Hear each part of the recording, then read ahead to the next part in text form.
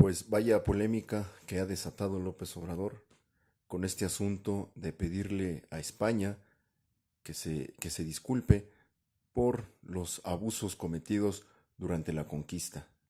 Pero en este tema tenemos que aclarar dos puntos muy importantes. El primero es que tanto México como España no existían como tales en la época de la conquista, por lo cual es absurdo y no tiene sentido que la España actual le pida disculpas al México actual por lo que pasó hace 500 años.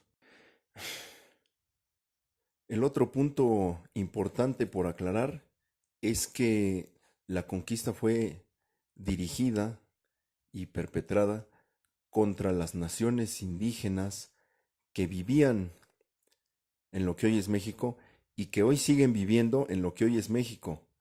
Pero esas naciones indígenas tienen orígenes mucho más anteriores que el propio México. Es decir, las disculpas no deberían de ser dirigidas, si es que existieran, hacia México. Estas disculpas de España tienen que ser dirigidas exactamente a los descendientes de las naciones indígenas agraviadas. Porque en México existen aún millones de indígenas, y esto está bien documentado, indígenas que siguen preservando su identidad, su cultura e incluso su idioma, y que poco se identifican y poco se asumen como mexicanos. Entonces, el Estado mexicano actual, presidido por López Obrador, no debe ser quien pida estas disculpas a España. Deberían de ser estas naciones indígenas y los descendientes de estas naciones los que pidan estas disculpas hacia la corona española. El Estado mexicano actual lo que puede hacer es ser un intercesor, es ser un intermediario entre la corona española y estas naciones indígenas. Nada más, porque si López Obrador recibe en el despacho de Palacio Nacional las disculpas, pues es una farsa. Es una farsa porque en primera,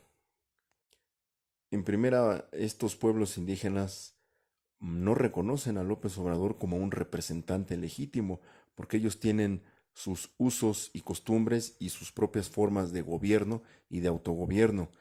Es decir, estas naciones no se sienten representadas ni por López Obrador ni por el Estado mexicano actual. De modo que el tema carece de sentido porque las disculpas que debe pedir la corona española, insisto, deben ser dirigidas hacia los descendientes directos de aquellas naciones indígenas conquistadas, no hacia México como tal, como Estado y país actual.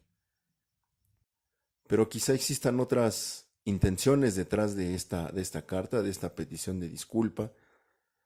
López Obrador se coloca como el portavoz y representante de todos los indígenas del país, y esto le viene bien porque tiene de frente estos proyectos como lo es el Tren Maya, en el cual los indígenas, algunos indígenas, presentarían una oposición importante a estos proyectos. Y bueno, a López Obrador le conviene echarse a la bolsa la representatividad de estos pueblos indígenas. El propio Obrador ha dicho y reiterado que no va a reprimir al pueblo, que él nunca va a dar la orden para reprimir. Y es algo muy creíble, es algo personalmente le creo y creo que nunca reprimirá, pero sí optará por imponer proyectos a los cuales muchos indígenas se estarían oponiendo.